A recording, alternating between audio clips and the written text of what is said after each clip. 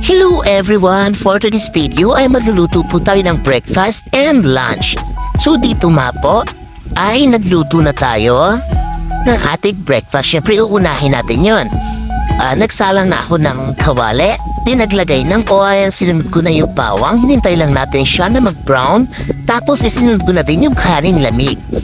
Yung kanin ko kasi is parang siyang balagkit yung texture niya, kaya hinalo-halo ko siya ng matagal para naman kahit paano ay mag-try. So dito nga ay nakulangan ako ng oil, kaya naman naglagay ako ng kaunti. Dinagdagan natin siya, oo. Pagkatapos, nang matalagyan ko na siya, ituloy-tuloy pa rin tayo sa paghalo.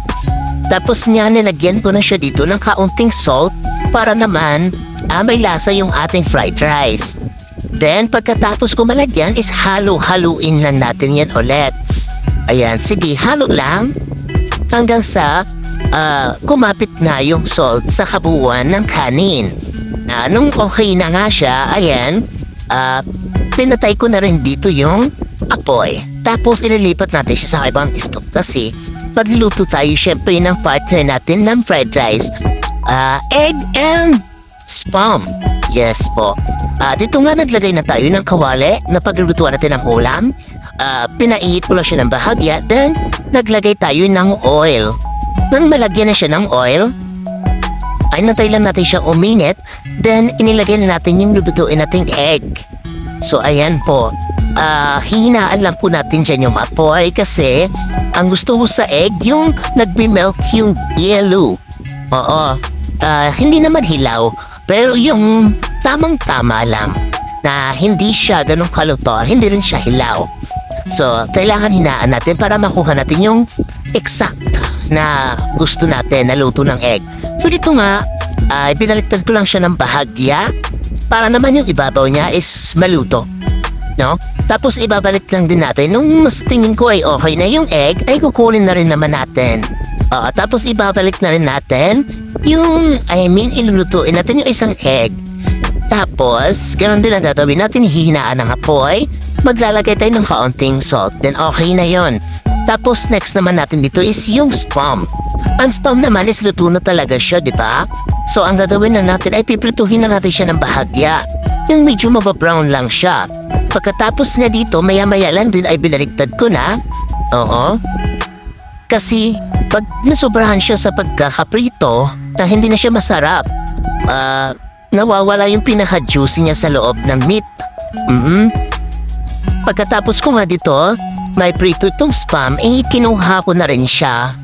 Oo, nang makuha na natin, so ito na ang ating nagawa. So ayan.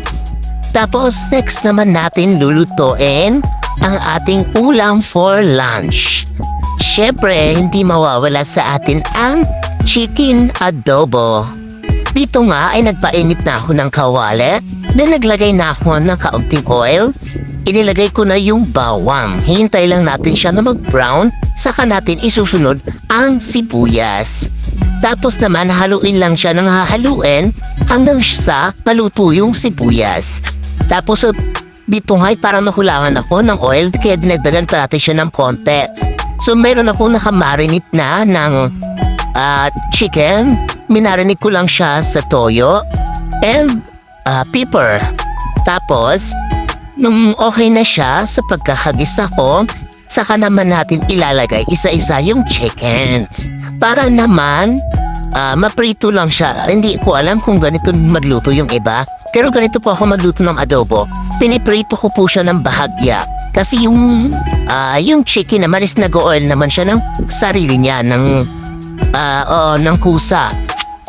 Tapos pag nakita ko na nag-brown na siya, saka naman natin isusunod ang pinagbabaran niya, yung marinate niya. Nang mailagay na natin din yung marinate, hihintayin lang natin siya na kumulo hanggang sa mag-melt yung sabaw. Tapos syempre i-check natin pag okay na. Pag ganito na nagmamantika na yung chicken, so okay na yan. Nakita niyo po ba yan? Ganyan po ako mag-adobo. Dapat yung nagmamantika para masarap. Hanggang dito na lang. Thank you!